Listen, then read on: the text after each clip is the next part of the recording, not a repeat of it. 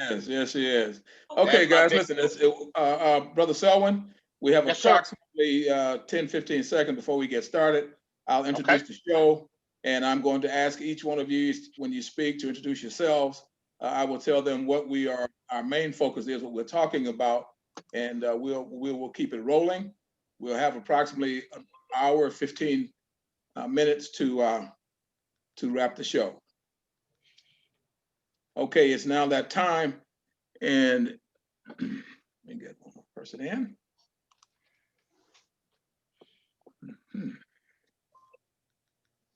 Let me get everybody in here before we get started. Okay, guys, we're ready, quite on the set. Good evening, ladies and gentlemen, and welcome to the Nobody Asked Me Guys show. Guys, listen, I have most of you have met Uncle Selwyn Jones, who's the uncle of George Floyd. And this evening, guys, we have other family members of individuals that have been unfortunate enough, and let's just call it like it is, to have been murdered by our law enforcement members. As you guys know that normally watch my show, you know, I try to be courteous and respectful to everyone, but what I don't do is try to massage egos by not calling it what it is. And what it is unfortunately, we are discussing the George Floyd Justice and Policing Act of 2020. Now, all of us are familiar with why that act was brought forth. And hopefully, as I stated earlier before we went on air, is that we will have with us representative from California, Karen Bass, who's responsible for bringing this bill forward. As some of you may know, it's already passed the House, and we're trying to get it passed in the Senate. But we know that there are other family members here, and so we want each of you, please, if you will, as you share, to share who you are, who you represent. And as I said earlier, the show belongs to you. Selwyn and I are just hosting the show. And for those of you that do not know Selwyn as of yet, Selwyn and I were having a conversation about doing this very show. And he was very passionate about us inviting other family members that had suffered the same fate. He and I talked about this previously. So he went about the business of contacting individuals that he knew to help us to be able to invite other persons to be here. So we're very happy and very pleased that you are here with us today. And you can see my name there. I'm Melvin Casey Lars. And I have to give you a real quick history. Selwyn and I met almost by chance. Some of you guys see Don Sinconi at the top, and he'll be explaining to you the role. But we decided that we needed to write a book, and Sinconi was the person pushing the book. I have to say, I did most of the writing. Sinconi has a piece as an anthology. One of our other friends, Daryl Triplett, who's also an artist, and Sinconi were talking, and he'll tell you about all of that. So thus, the book was born, Just an Ordinary George. George spelled Joe George, because people saw him as just an ordinary Joe, had no idea he was going to change the world. So Sinconi will tell you about that again. So guys, we welcome you here to the Nobody Asked Me Guys show. We're so happy that you are here. And I have done enough talking. Brother Selwyn is here with us as well. He will be co-hosting. He will be asking questions that he feel that he needs to ask. So without further ado, Brother Selwyn, will you introduce yourself, please? Hi, everyone. I am Selwyn Jones. I'm the uncle of George Floyd. And me and Mr. Melvin Lars are going to give you an experience unlike I think you probably ever had. We're going to have family members that we're going to get their side of it, get their feelings of it, to see if we can't bring a little light on this, because this is a subject that has to change. This is a narrative that has to change. We have to protect ourselves and each other from the villainous, devilish acts of certain people in this world. So, as we say that, let's start the show. Well, listen, as always, ladies and gentlemen, we are gentlemen, and men, you can't start. We know Let the girls. we have men here, and what better place to start, if you guys don't mind, with Miss Angela Harrelson. Ms. Harrelson, your brother has already told me that he's the baby, and he's already told me that you're the boss.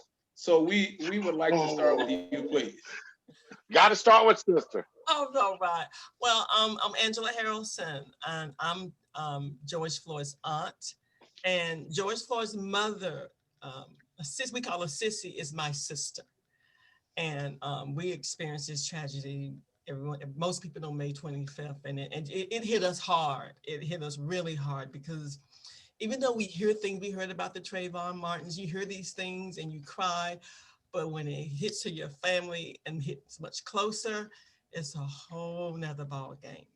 So we've been out here trying to have a voice for him because, Perry's not able to speak for himself now. Oh, and by the way, you guys know the world know him as George Floyd, but Selwyn and I, we just know him as Perry. Perry, and like we were all originated mother from North Carolina. We didn't have anything. Our parents were mostly sharecroppers, and a lot of young people don't know about that. But sharecroppers is, you work on people's land, you don't own anything. And my parents never owned anything. They feared a lot of the Caucasian race because of the way they were brought up, and we'd had it tough. We had the pumping the well. We didn't, we had the outside toileting, and we experienced heavy racism, especially the males in our family. And we grew up with all of that. And so that was in the 60s, 70s, 80s, 90s, racism just kept going on and on and on. And I live here in Minneapolis. And when it hit here, May 24th is where I live at. And Perry, he was my only family here. It was very difficult. It was very, very difficult. Well, words, as far as individuals on the outside, will never suffice. We like to say things like condolences, in which, please allow me to say that to each and every family right now. It's condolences, and then we pray for your loss and all of that kind of thing. And I venture to feel very strongly that 99.9% of us that say that are genuinely sincere.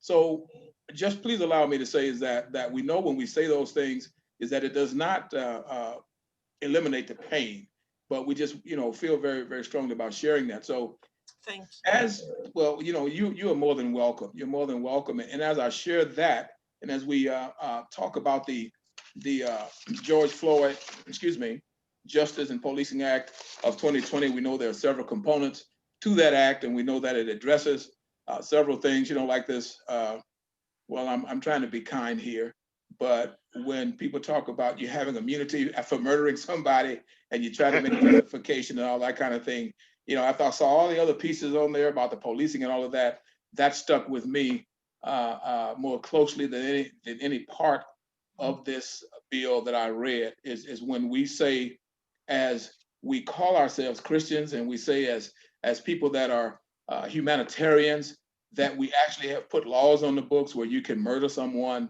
and then it's okay because you wear a blue suit with a badge, and that just blows me away. But anyway, so much for my babbling.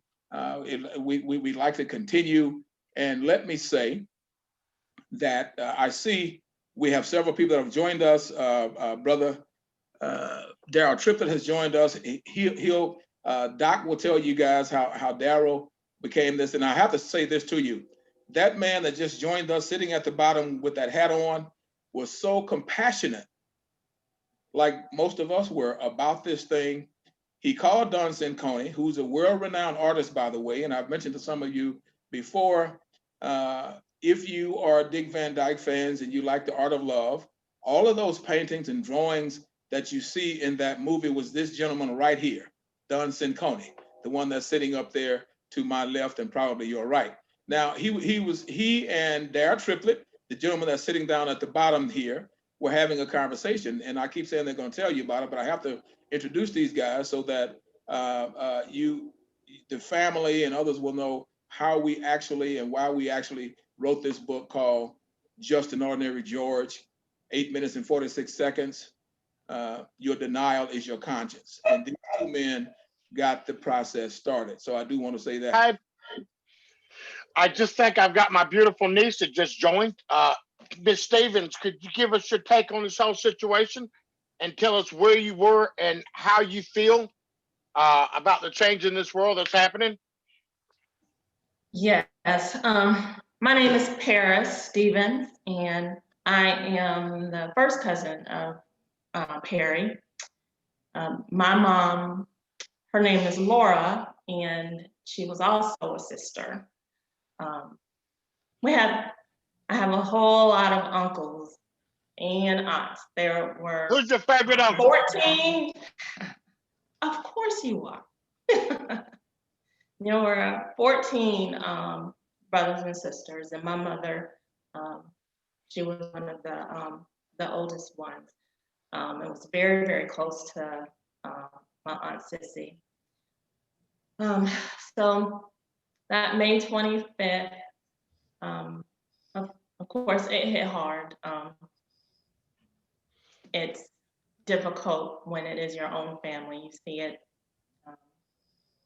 It happens every day. But this situation was a little different because we actually saw it play out on television where the whole world could see it. And for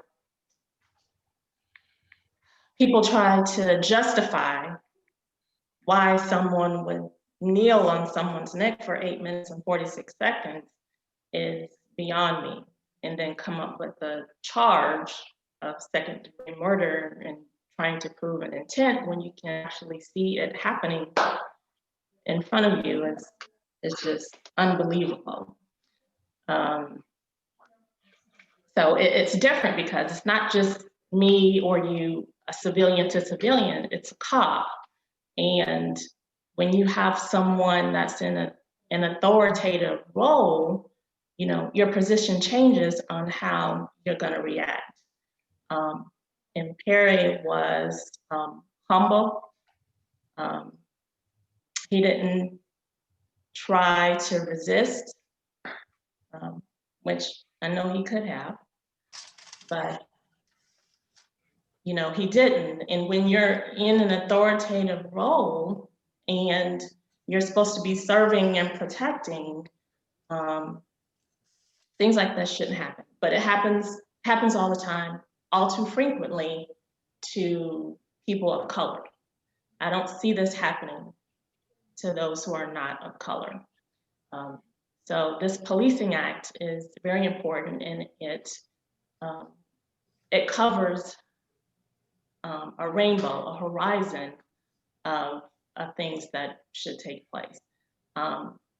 Racial bias, to me, is one of the things that I think really needs to be addressed with the immunity. I feel as if you're not racially profiling, then you won't be so offended or apprehensive when you come into contact with someone of color. I have so many different emotions with this because it's still happening. After Perry has passed, it's still happening. And we still try to justify why it's happening. And there's no justification. I feel that when you're in this authoritative role, you should be held to a higher standard. So I don't understand why we have to cuddle officers. They should be treated just like a civilian, or even worse, because you're in an authoritative role and you're supposed to be protecting and serving. So that is my take. Mr. Melvin. Melvin. He's on mute. I'm sorry. Yes, sir. Yes, sir. Okay. It's on you, my man. Okay, well, you know what I would like for us to do at this point is that I know we all want to hear from the families, and then after we do about 2 more families, and we want if Don Coney and Daryl Triplett will kind of share with us about the painting itself and about how George actually was wound up in the painting of standing on shoulders. But I noticed that we have several families that I'm not familiar with. And if you will, I'm going to bounce this back to you, Brother Selwyn. If you will introduce those families, or if you point them out. I'm not familiar with all of these wonderful people that are here. So I'll bounce it back to you. I know we have several more families here. Okay, is Tawana Gordon on the call? Tawana.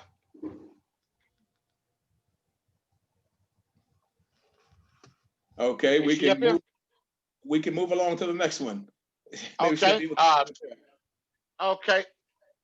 The young lady that Andrew wanted us to have with us, is she with us? You know, unfortunately, Cynthia Lane could not make it, Selwyn. So Okay. we'll have a chance to see her on another call. Okay. Everyone, if you don't know this, this is the world-renowned Andrew Stroth. He has a law firm that represents our people, especially women, from the injustices and the oppression that we've had. So he is pretty much one of the biggest angels in the world to help fix our problem. Andrew, would you like to say something, my man? Well, thanks, Selwyn. I would just say this. I run, after spending 20 years representing professional athletes, we created a national civil rights firm called Action Injury Law Group. And we represent about 50 families nationwide whose sons or daughters have been killed by the police. We don't go on TV and promote who we are or what we do. We are operating in the courtroom and in the trenches, helping families like Stephanie Babb, who's on this call, and others. So if you look at actioninjurylawgroup.com, you'll see what we do. But I'm more proud of, and I appreciate Selwyn and Melvin having me participate. If you look at truthhopejustice.org, truthhopejustice.org, that is our national advocacy platform for mothers and families who have lost loved ones to police violence. Because every mother that comes to us, we can't bring their son or daughter back. But I've told every mother that we represent, if you mobilize, come together and lift up. And I will tell you this, the George Floyd Justice and Policing Act is the most comprehensive legislation. Like, you can march, you can protest, you can go on TV, you can do all that. But if you want to save lives, Black lives, brown lives, white lives, and police lives, you need to support the George Floyd Justice and Policing Act. And with what's going to happen January 20th and what's happening with the Congress and Senate, is now we have an opportunity truly to pass the George Floyd Justice and Policing Act. Because every time I get a call from a mom, it's too late because someone has been killed. And so we're partnering with Selwyn and Melvin, and then we already have a group of 1,000 mothers across the country who've lost loved ones. So if you look at, and I apologize, I can't stay on this call too long, but if you just look at truthhopejustice.org, that's our mission, that's our vision. And if we can help any family, that's what we want to do. We're not chasing money, we're not chasing lawsuits, we're chasing advancing justice in America. That is a boss man. That is a boss man. Thank you very much, Mr. Andrew.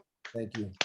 Stephanie Babb, I would like to introduce y'all to, we talk about African Americans and people of color getting slayed. Well, this young lady that's coming up is Miss Stephanie Babb out of Oregon. And her brother was put in a situation that all of our family members was in. Besides, he's Caucasian. Stephanie, would you come forward and tell us how you feel, Mama? Hey, Selwyn. First of all, I'd like to say I'm really grateful to with y'all, and knowing that what brought us all here is the most important thing. Andrew, I didn't know you were going to be here. I've just got to say, I am so grateful. Andrew took our case and came out, and like you said, it's not about the money or anything else. And that's what was so important to me about my family, was that Andrew represented us. Because as we know, family members are not considered victims in the eyes of the law. We're not treated, we don't get compensation, we don't get counseling, we don't get court liaisons. In fact, we're criminalized no matter what color you are. Now, having said that, my brother, we went through trial in February and we lost. I wasn't that surprised. Qualified immunity. It's like Andrew said, that they had set up their defense on appeal. Like if we were to go to appeal, it would be about qualified immunity, and that just sets the precedent that nobody, you know, the cops are going to get away with killing our loved ones. They kill with immunity. But like I said, having said that, it wasn't until Perry was killed that I actually had hope for the first time in a long, long time, when Black Lives Matter started. And that's the primary here. And I know that. And I know that because these families, this is a Pacific Northwest Family Circle. These are our family members who were killed by police. And that's just in a small area, and mostly Portland, Oregon, and around there. And there's so many people that have been killed. And Black Lives Matter has made this a worldwide issue. Nobody listened when my brother was killed or anything else. Thank you, Andrew. I swear to God, my heart just goes out to you for doing what you did for my family. But this is the bigger issue. This is the bigger issue. Police brutality is just a symptom of what Black Lives Matter is showing. And I know that in the history behind why we even have police, and now they're militarized, everything else. I'm on the legislative directive task force for Pacific Northwest Family Circle. I've been on a worldwide podcast for the last like over a year, I want to say. Issues Today with Curve and Julian out of Coventry, England. And we set up a platform for families, but there's that to tell their side of the story, because we do get silenced. And that's not okay. That's not okay. And that's what George Floyd and that story did for all of us, for all the family members across the United States who have channeled their grief into activism. You gave us a voice. He gave us a voice. And there's no amount of how much we're all grateful can say I am. And then, you know, I mean, wow, that blew me when he texted me. He's like, I'd like to be on your podcast. And I was so touched and so moved. I'm still amazed, but thank you, Selwyn, for that. I really, really do appreciate that. And Melvin, what you're doing, this is fantastic, because people need to hear our stories, you know. That's all I got to say for that. But. Well, listen, if you guys will, we also have with us this evening Nan and Chris Parsons, and they have a group called Action Ridge to address exactly what we're talking about right now. So Nan and Chris, will you share with us, please?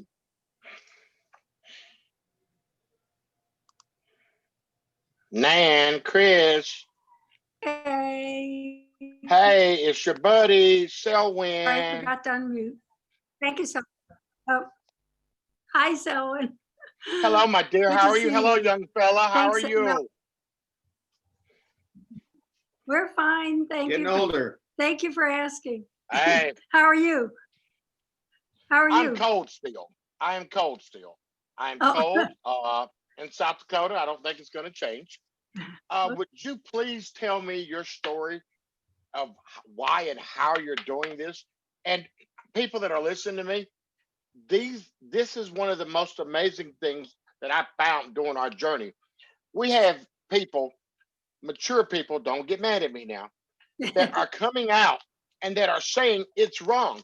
And Angela, where we're from, people that are in their 65, 70, 75, they still think they still got a noose hanging in their house. But listen to the story of these two beautiful people. Oh my gosh, thank you, Selwyn. Well, we live in a suburb of Chicago where we are not what I would call a welcoming and open community. Really, we're a predominantly white community, but there are a bunch of people who formed this group called Action Ridge with the purpose of promoting what our mission statement reads is we promote principles of democracy, inclusion, respect, equity, and the health of our planet. And then we tagged on, importantly, truth matters. And this group, Action Ridge, was started in 2017. You can imagine why. And we didn't realize that it would grow the way it has. So it's been very gratifying that we now have almost 400 people on our Gmail list and a bigger number on our Facebook page of people who really care about creating a more beloved community. And we've formed a discussion group as part of the work that we do, where we've been reading and studying books that help us understand systemic racism, white power and white privilege. And we've focused really on learning ourselves about these issues and how we are involved in systemic racism. And we're at a point now, after 3 years of almost 4 years of trying to put into practice what we've learned and spread the word to the greater community and change hearts and minds here in our suburb and beyond. So I met Melvin through civic dinners, which I recommend to people. It's a way to get together and talk together with people who are more melanated perhaps than you, or less melanated. Less melanated. Yeah, that's what Melvin's term. Less melanated. Which I really like very much. And so I'm very grateful that we met that way and that he's kept in touch. And that I really, really, really appreciate that. I can't tell you how great it is for us. And some of the members of Action Ridge are on this call tonight. So I think there are about 3 people other than Chris and me. Valerie Halston, I see you, and Mary Fontaine and Karen Reed. Karen Hine, I mean, are all members of our. Welcome. So thank you for inviting us, Melvin. Thank you for being here, because it's important. It's important, and that we as human beings understand that this is a humanitarian issue, and until we embrace that and understand very simply that we have to be honest. We all are aware that we have, sadly, 2 Americas when it comes to justice, when it comes to advocacy, when it involves people of color. And it's just very disheartening, quite frankly, when you can't just walk down the street and be a person, but you have to walk down the street and be a Black person. You have to walk down the street and be a, quote, white person. You guys know me. I use my term melanated and less melanated. When you have to walk down the street and be a brown person and that kind of thing, because what we have to all learn, and thank you, Action Ridge and Chris and Nan and others that are here, Cheryl, is that it's real simple. Nobody asked us anything. And I always challenge people with that simple statement and that simple question. Nobody asked any of us before the fertilization process took place. Nobody asked us anything. We just realized at one point that we were people. We don't get to choose the region that we're born. We don't get to choose our hair color, our eye color, our skin color, our height. We get to choose nothing. Yet we are somehow judged by other individuals that did not get to choose either. So until this craziness stops, and until people accept the fact that there are people in this world that are narcissistic, there are people in this world that hate people and they don't even know why. There are people in this world that, for whatever reason, think that they invented earth, they invented soil and grass and water. So until we just get a grip on ourselves and stop the craziness, because one thing is sure, history has shown us that the bullying is not going to work. It may suppress people for a short time, but there's always an upheaval. So I'm just happy when I have the opportunity to meet human beings, quite frankly, and it's always refreshing. So that's what what Selwyn and I have been talking about so strongly, and that's why we have this kind of compassion because we believe in humanity. And all of us, I know I have. I grew up in the Jim Crow South, and let me tell you, people that's never lived in the Jim Crow South, you have a lot of you have no idea. You know, you see stuff on the news and that kind of thing, but when you have to see Confederate flags being flown every day, riding throughout up and down the street, and Confederate license plate tags on the front of people's trucks and that kind of thing, and people just blatantly disrespecting or subtly disrespecting, it's a whole different dynamic than when you have hidden racism and the subtleties that are expressed. And that's not to say that everybody doesn't understand it. I'm just sharing is that when you hear about, and I know for a fact, Angela spoke to that when she talked about being the sharecropper and what they have to deal with in South Carolina. And people talk about the Mason-Dixon line. There is a vast difference, believe it or not, just in everyday breathing. So we're happy that everyone's here. So enough from me. If you will allow me, please, we have other families that haven't spoken. Please let us, because we would love for Dunson Coney and for Daryl Triplett to really share with us how the conversation even started about getting the painting, standing on shoulders, that, and Doc can tell you who's in it, but we've all heard of Frederick Douglass. We have all heard of Rosa Parks. We've all heard of President Barack Obama, etc. And so how does a gentleman that people saw as being just an ordinary Joe be included in a painting with individuals that are thought to be American icons? So if our other families will speak, and then once our other families speak, if Dunson Coney and Daryl Triplett will share with us a little bit, Brother Selwyn, about the painting. There's one thing I want done here, and I'm going to Ms. Harrison, obviously, for a second. Make the statement that you make about our people, Black people, having to negotiate. Explain that one to me.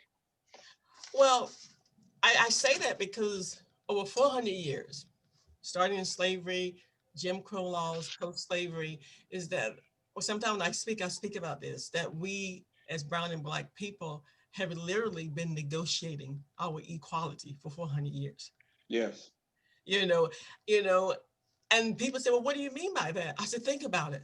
We had to negotiate the right to vote. Right.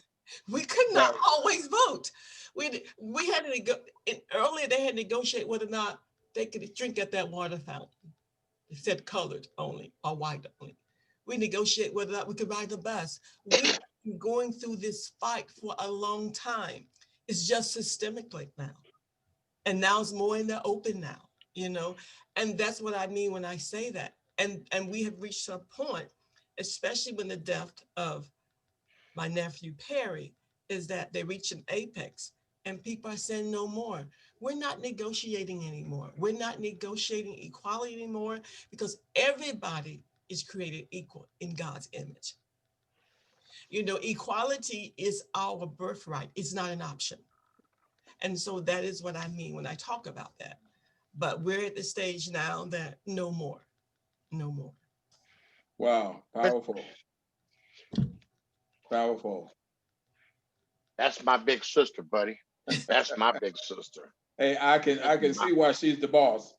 That's my big sister right there, brother. That's my girl right there. Okay. Dunson Coney, Daryl Triplett.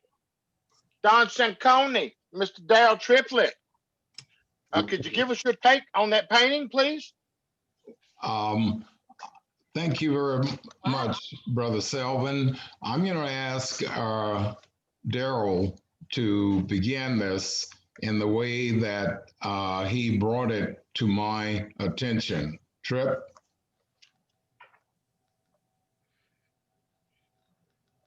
Trip? You're on mute. You're on mute, Mr. Trip.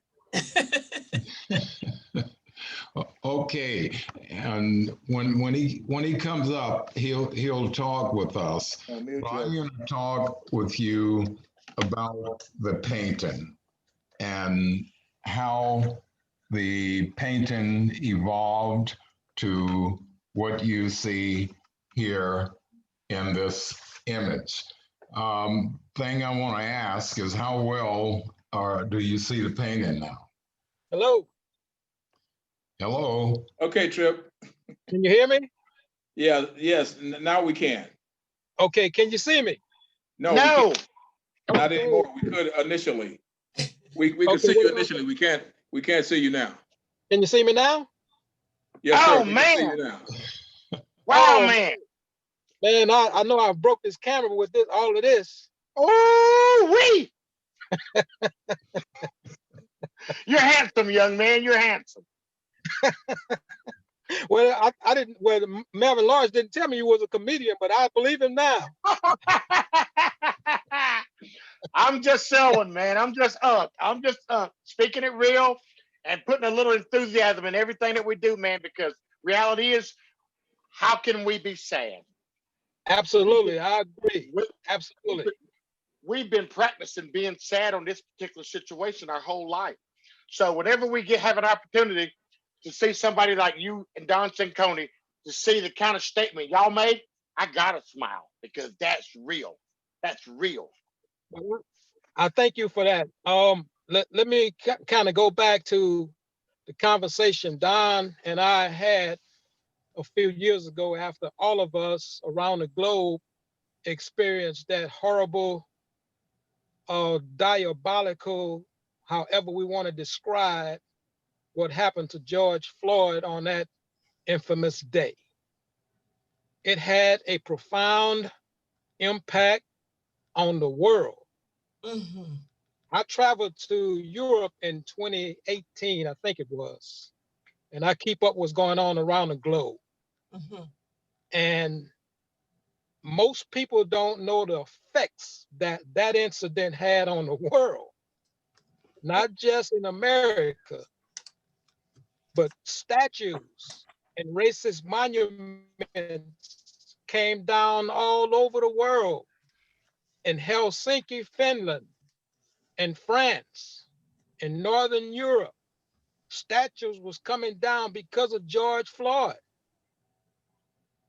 So Don and I had a conversation one day, and of course I've always kept up with his work for the last 30 years plus, and I've been fascinated with his artistry and his way of bringing out history and sharing with the world. And I've studied that piece for a long time. And George Floyd kept crossing my imaginary infinite mind. I couldn't get him out of my head. I could paint a picture of George Floyd,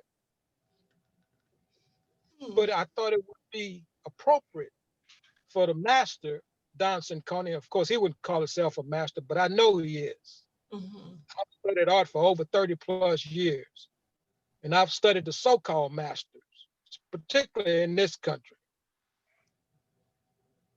I say all that to say Don Cincone needed to paint George Floyd in this particular painting because of the impact that he has had and will have for the next 300, 400 years in this country.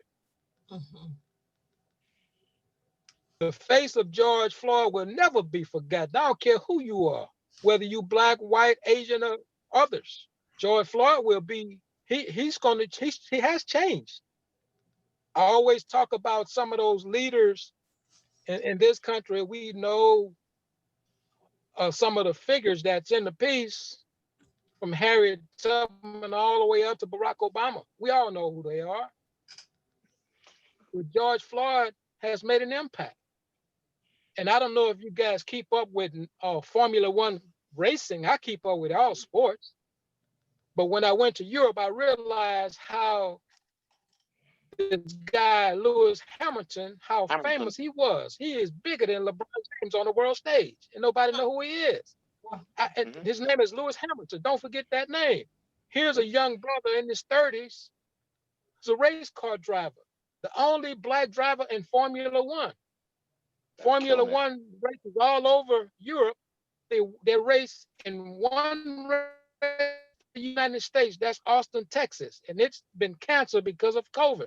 But this guy got Formula One, all of Europe, every race, every 2 weeks to acknowledge George Floyd and Black Lives Matter. Nobody in this country pays attention to it though, because they don't show him, except maybe once every now and then. But I realized the impact that George had on the world, not just this American. And a profound impact on the world. Yes. And Lewis Hamilton said the reason why he whooped these boys on the racetrack week after week, week in, week out, because of George Floyd and the Black Lives Movement. And he's a world phenomenon. LeBron James is big. Believe me, he's big. But Lewis Hamilton, You're a bad boy. he's ubiquitous. Yeah. And so Don and I got to talking about the piece. I just told him one day, I said, he need to be in this piece to speak to who we are and to teach not just Black folk, but the world. Because the first thing people of the other race don't seem to understand, they cry ignorance and they think everything is okay. No, everything is not okay until you walk in our shoes and experience and learn what we have gone through, what we have been through as a people on a daily basis. Then there's no way you could understand. And I think about what happened on Wednesday, and a lot of people say they want to compare what happened at the State House to Black Lives Movement. Well, that's just dumb. Yeah. And I don't think the people are really dumb. They're just in denial. And I think what happens is, and I always tell this to Mr. Lars and Don, said, you know, my people and my white friends and my white buddies, they got to come out of their comfort zone. If they don't hang around me, they just see me at an art gallery or some other place where they don't know my feelings. So if you don't come around and even have to at least be in our company, you will never understand the pain that we're hurting. Those athletes you see, football, basketball, and all other sports, these guys have been around us. So I say that to say they've come out of their comfort zone. They know who we are. So that's why you can see the sports arena embracing what our goal should be. That is to get everybody to respect us as a human being. Like Mr. Lars said a minute ago, we are humans. But I tell my friends, you got to come out of your comfort zone. But they're my friends though, but the ones who don't know me, well, how many times that you've gone over to a Black family and actually sit down and talk to some kids? I've taught school for 31 years just recently. And Mr. Lars worked a lot longer than that with kids in school. And we always try to teach the kids, you have to come out. That's why I was an athlete. Mr. Lars was an athlete. I told those guys a long time ago, I would vote for an athlete, I don't care what color he is, before I vote for somebody who's never been around us. Because they know the fight. But what you're not telling them, what you're not telling them, Trip, is that you were not only just an athlete, you were an all-American athlete. Well, that's just a small part of it. You know, that's a small, but and then I realized with that, you know, of course, I just had to prove something to them, and I hate having to prove to people because I was the last running back on the depth chart. I just have to prove that I was better than the last person on the depth chart. That was my only reason for just going ahead and make All-American. So, but that we'll save that one for another day. And I'm gonna say this about what Don and I talked about this piece, and he agreed with me. And I think he was a little bit, you know, just kind of thought about it for a minute because he hadn't worked on that particular painting in a couple of years. But I said, it has to be in there. It has to go in there because I didn't, you know, my thought was we got to share this knowledge. And you hear most people say knowledge is power. Well, I used to always tell my kids, knowledge is not power. The sharing of knowledge is power. What we're doing here is sharing knowledge. That's powerful. I know a whole lot of people are a hell of a lot smarter than me, but guess what? They don't share with nobody. The sharing of knowledge is real power. And that's the important thing of the Black church. They share the true knowledge with the people. The true knowledge, what you have to hear to grow in order to respect humanity. And I've been doing a lot of reading on this stuff. And more I read, man, I understand clearly the position we're in, the unique position we're in particular what happened after 4 years of this clown and just got out of there now. And that we'll save that one for another day also. But let me say this, God agreed with me that we needed to add George Floyd. And after some conversations he and I had about this thing, and looking back on it now, we've made the right choice. So it just came about through conversation.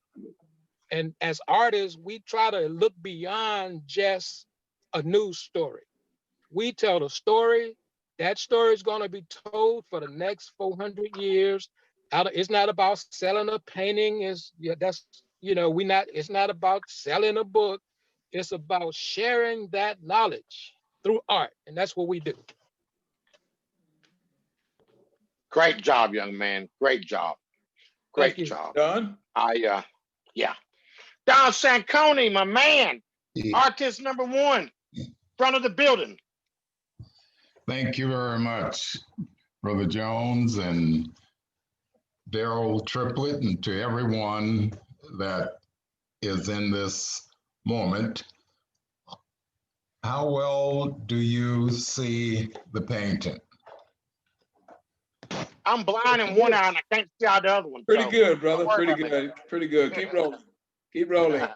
Okay, I'm going to talk directly about the painting itself as pertaining to when Brother Triplett brought to my attention that Brother Floyd should be in this piece. I think possibly where I should start this time talking about this painting. And every time I talk about it, it's different than the last time that I spoke of it. I have a son who ran the 400. I have a daughter who ran the 400. They were anchors. They were the anchors. If every person within that 400 ran to perfection and won their laps, and that anchor person does not bring that baton home, we lose the race. My painting begins with in the beginning. And in the beginning, God created. And that revelation of God created is art. Art is the paradigm, the paragon of all other disciplines. Every discipline in existence had its origin in creativity. The movement that encompasses all of humanity. I begin it up here at the top of the painting, and it comes across just shadow figures. And over on this extreme side, we see the pyramids. And those pyramids were in the northern part of Africa. That is part that the book tells us was a part of the Garden of Eden, Africa. The rivers that are identified in the book of Genesis brings us to that particular understanding. Fast forward from the times of the pyramids, into the times of the so-called explorers traveling down the coast of Africa. And that developed into that massive slave trade that coming across the waters right on the edge here. I have black bodies in the nude that are climbing up out of that deep. And they seem to evolve into a soldier, a Union soldier, a Black Union soldier who had their beginning through Frederick Douglass, who is at the top here, who petitioned long enough to get Black men involved in that horrific slaughter of humanity against humanity, brother against brother. And that movement down through Sojourner Truth, Harriet Tubman, and we come across to Booker T. Washington, George Washington Carver, and it keeps zigzagging across all the way down to the bottom of the painting to Dr. Martin Luther King. In time, I found the need to place President Obama in this painting. There was no place for Obama. But my deceased wife of 51 years of marriage told me when I asked, and I could not figure out where to place President Obama. She said there isn't but one place he could be, and she pointed to a space. It was as if it had been ordained. There was nothing there. Yet, in the composition as I had developed it, had been led to develop it, it worked. So Obama was placed there.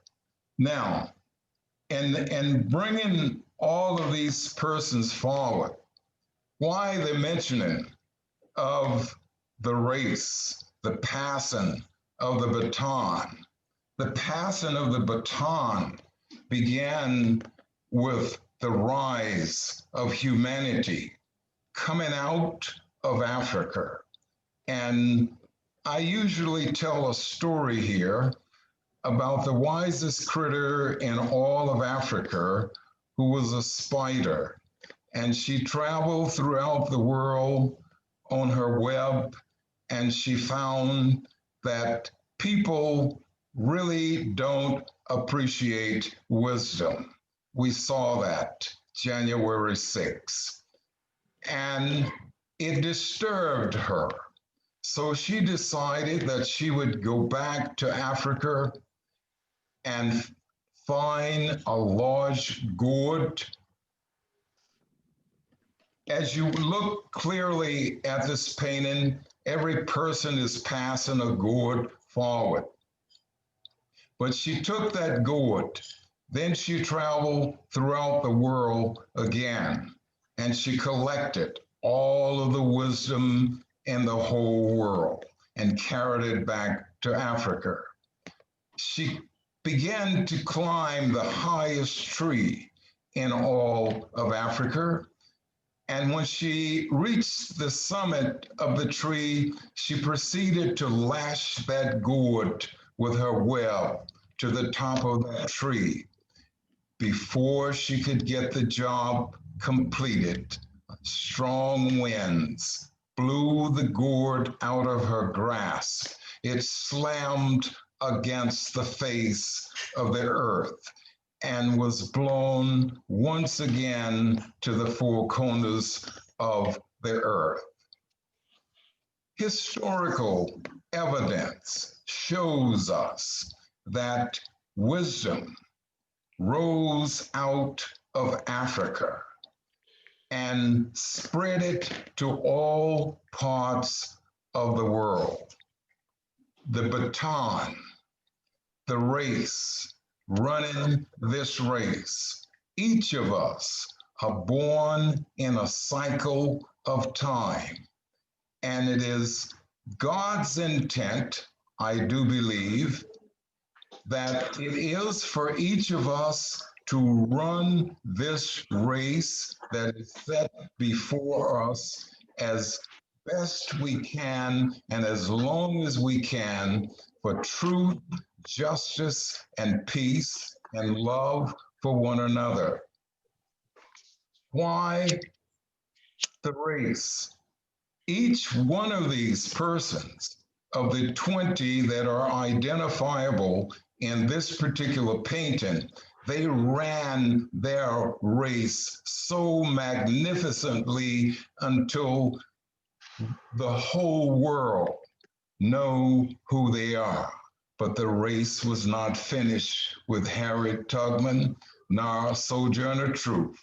For us, nor Harriet, nor Douglas, and all the way down to Dr. King and to President Obama, race was not finished. Then out of the nothingness of time that we would have considered, a terrible tragedy was inflicted upon my brother, George Floyd. And I watched that mayhem. And he suffered his death. And when that happened, unlike all of the others that many of you addressed in this conversation on this evening, it didn't stop. It didn't stop. The baton moved in a position to where it kept moving forward. Tripp spoke of that, how it has now encompassed the entire earth. Why George Floyd in this painting, among all of these notable people of incredible accomplishments, remarkable levels of scholarship? Why is he here? Why place him here? I was asked before I did this. What has he done? What makes him meritorious of being here?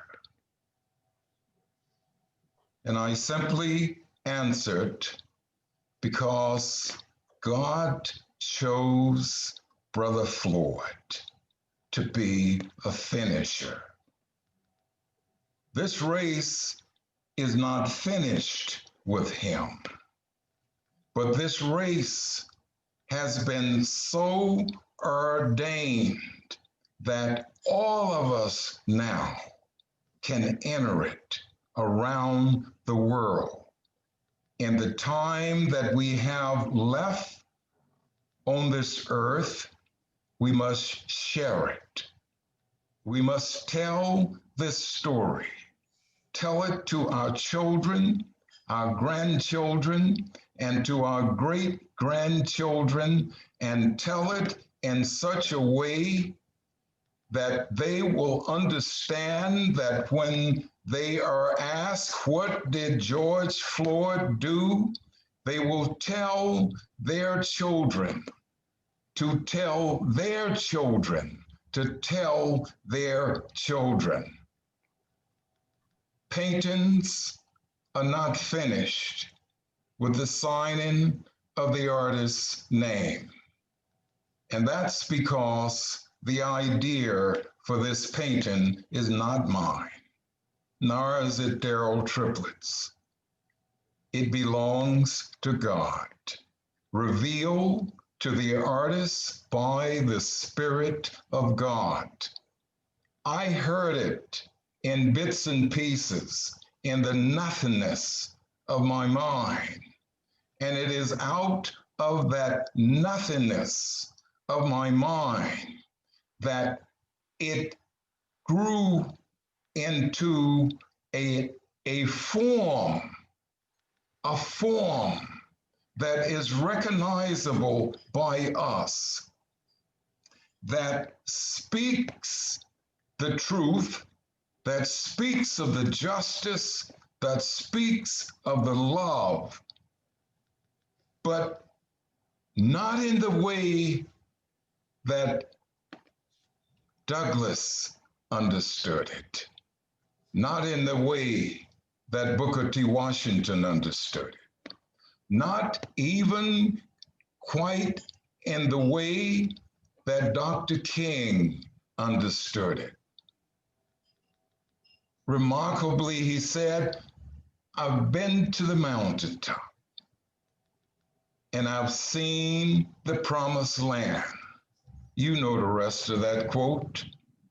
We are now in that view that he saw. So is the idea in this painting. I didn't finish the painting. I can't finish it. The painting finishes itself. And when I no longer work on this painting, then the message that has been given to me, as well as Triplett, is not the message that you are receiving. Because you see, each one of us embrace every work of art with the expectations of little in some instances, but then when we ponder that work and allow that work to infuse our souls, the feeling that came through the person that was the conduit that God used to create the imagery that brings an understanding to our understanding, it becomes yours. Pass on the baton. Thank you. Wow. Thank Would you. anyone like to respond? Or a family we may have missed? I was trying to look, and you said you want to put the his picture in there, but I couldn't see that, and I didn't know if I missed something. So where would he be placed in that photo, in that beautiful work of art that you've done? Doc? I'm going to move it down, and maybe you'll be able to see. Okay. How well are you seeing? It's beautiful. Okay, and Brother Floyd is over there on the extreme left Oh hand. yes, I see now, right there. Got it. That's just Okay. amazing work. Angela Harrison. Yes. That painting will be in my living room really soon. Oh, I thought you was gonna donate to the museum, the global, loan it to the museum. Hey, Angela, I got to work with Johnson Coney first. So, Angela, what I would like to do is I would like for you to go on and close up for me, because me and you and Sister Paris has got about 10 minutes.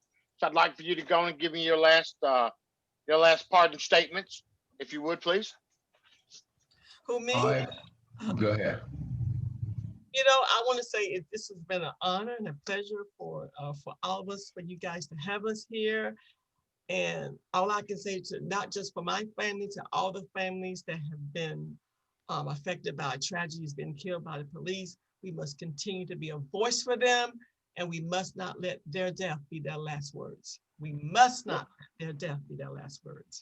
Sister Harrelson, I got one more question to ask you. Yeah. who's your favorite of all times? I don't have favorites. I have too many. Cut her off, Melvin. Cut her off. Melvin, push the button. Okay. Push the button. Okay.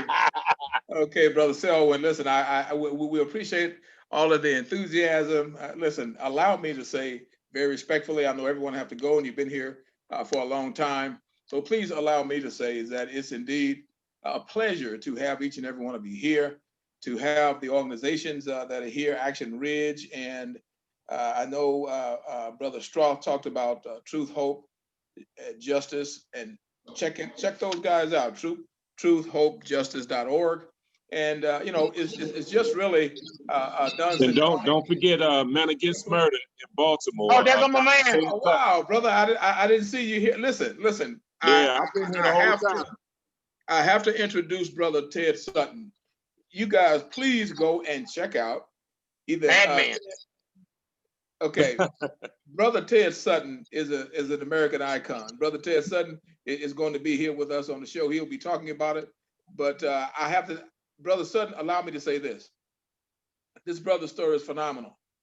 And one you will find even more phenomenal is that when he was getting his head together, trying to get things straight, he hears this burning house that he goes into. He rescues this little girl. Wow. And her brother. Unfortunately, she got her hands burned off in the fire, etc. She wound up being a college graduate, and the college surprised Brother Sutton by inviting him to come and present her diploma, etc. So, and that's just the tip of the iceberg to tell you how great this brother is. If you want, like a lot of people, and I know he don't mind me telling because he's going to tell his own story. A lot of people make mistakes, and sometimes we all travel roads that we may not be proud of, but we travel those roads. So please stay tuned. And Brother Sutton, you can speak for yourself. I know we've been here a while, but if you want to share briefly how they may contact you, just as you've done, etc., it'll be appreciated. Also, Action Ridge, if you will do the same, or some of your group members, please do the same, and then we'll let everybody go. Yeah, Melvin, well, just real quick, I'd like to just share, you know, I am Dr. Ted Sutton. I'm from Baltimore, Maryland. Even having my parents, my father was the organizer for Dr. King. My mother worked for Medgar Evers, but I was their middle child that hooked up with one of the roughest groups on the East Coast. So it's the people, they wrote the series called The Wire that was on HBO. And then I ended up, so even if you Google Dr. Ted Sutton, you will also see me, but if you Google Ted Sutton, my face will come up. And so, but I ended up changing my life and focusing on trying to help people to change their lives. So I actually help young men to get out of gangs all around the country and around the world. So South Africa, Zimbabwe, deemed as one of 60 in the country that's working with them at this level. And so one of the things in my book, Temporarily Insane, I talk about is that your success starts where your comfort zone ends. And so God changed my situation. So I'm out here as a freedom fighter trying to make a difference. And that's pretty much just how it is. So I'm on IG as Dr. Ted Sutton and Twitter on Dr. Ted Sutton. And then also I'm on Facebook as Edward Ted Sutton or Dr. Ted Sutton, AKA Crazy Ted. Can you repeat your website again? Man. Website. Can you repeat your website again? Oh, my website is Sutton House Vision at .com. I was getting ready to give you my email. My email is the same. But my email is suttonhousevision@hotmail.com. But my website is suttonhousevision.com. Everyone, this fella right here is a bad man. You will never in your life. I know you will never in your life hear a story like this and literally believe it. He turns people that otherwise would be in prison, would be on death row, into productive members of society. He goes in the gangs. He goes into inner cities to change people's lives because he don't want people to go down the path that he went down, but there's a different path that he went down, and he changed his way. So this is a beautiful human being. Thank you, Beautiful. brother. Thank you. Hey, Brother Selwyn, thank you very much. Let me make a statement, and I want everybody just to let that resonate and bounce around in your head as we close. With all of the craziness going on, and we all know what happened on Wednesday, and for people to insult the Black Lives Matter movement by saying they're trying to compare that, Black Lives Matter did not storm the Capitol. Black Lives That's Matter right. did not attack the police. The police attacked them or us. So let's be clear. And this is why you have the racism and the craziness that continues, because you don't get to hear people like Dr. Sutton. You don't get to hear people like Dunstan Coney. You don't get to hear people like Daryl Triplett. And dare I say, without ringing my own bell, you don't get to hear Black men like us. You get to That's see right.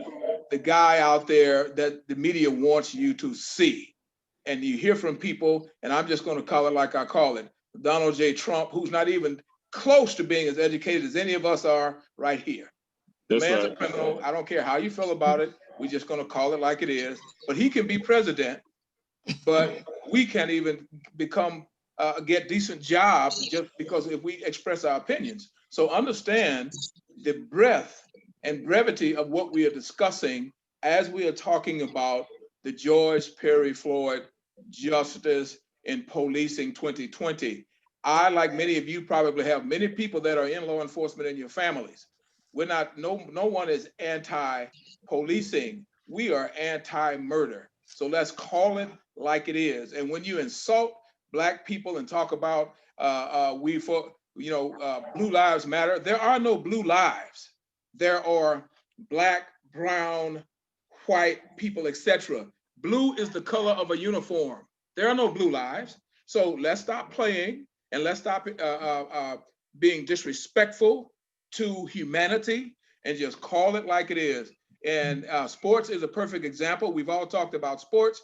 Why do you think you have officials? If you commit acts that are not in line with the rules, you get penalized, you get kicked out of the game. You even have sportscasters talking about people should be prosecuted. But we think it's okay to murder people and then talk about immunity because you're wearing a blue suit and a badge. Come on, guys, we've got to stop playing. And as was stated earlier, color, obviously we understand is notwithstanding. So as we move forward in this progress, as we move forward in this movement, I know that I'm singing to the choir, but we want to thank everybody for that. Brother Selwyn knows my story. I ran off the football team at Louisiana Tech for expressing my views about the racism there and that kind of thing, and have lost jobs because of it. But some people have to stand up, and everybody is not ready for that fight. Let me be very clear. Everybody is not ready for that fight. Everybody is not in a position to get in that fight at the level that some of us get into it. And we understand that and we respect that. We simply ask that you get in the part of the fight that you